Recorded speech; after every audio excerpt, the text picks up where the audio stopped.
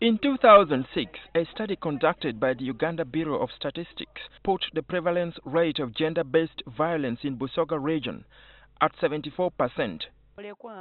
These women are some of the victims. Their brothers denied them the right to inherit part of their family land after their father passed away, but they eventually reached an agreement to get part of the land. We were helped by UNET to go file the case in the High Court.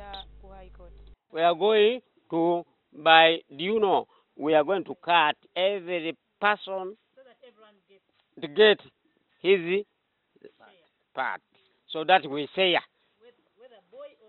no problem. The land was then divided among them. In another home in Busoswa village in Namwenda sub-county, 3 children are still recovering after being abused by their father. For the last 3 years, they've grown up in the bush, and whenever their father would return home, he would only come to rape the woman, and after raping, would try to strangle her. Their father is now in prison awaiting tests to ascertain his mental state. This elderly couple that split 2 months ago has learned to move on.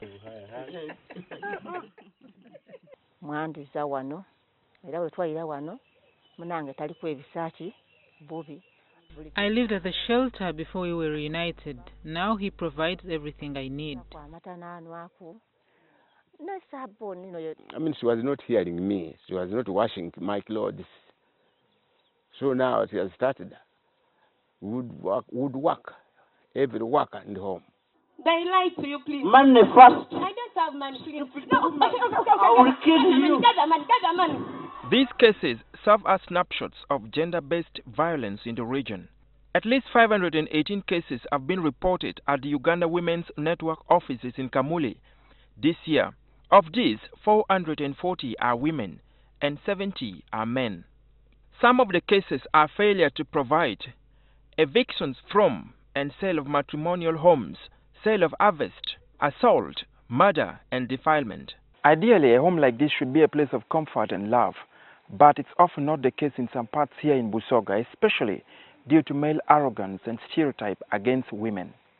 The women and the children grow crops, but when it comes to harvest season, the men sell off everything. Women survivors of GBV are temporarily housed in shelters located in Kamuli and Namutumba districts, which are managed by UNET with funding from the Irish government. It will also offer post-trauma care and psychosocial support. The newest one in Namutumba was opened by the Speaker of Parliament, Rebecca Kadaga.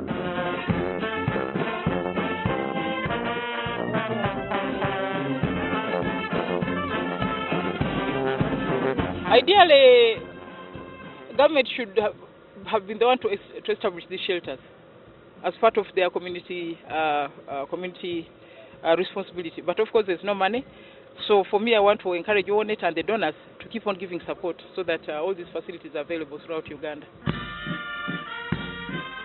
Authorities here are calling for a concerted effort to scale down the vice.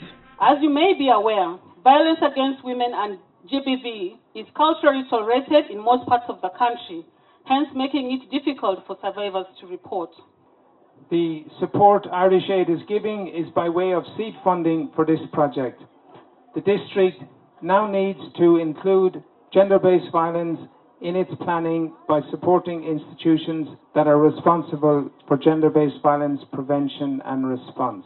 We give our total commitment to reduce gender-based violence as lower local government of Namutumba. However, activists are also asking for more funding for the police and health sector. By increasing the budget of the health sector and agriculture as well.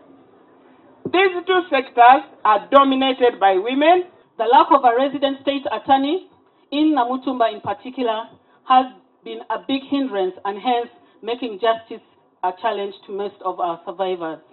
These items were donated to the police to help boost investigations.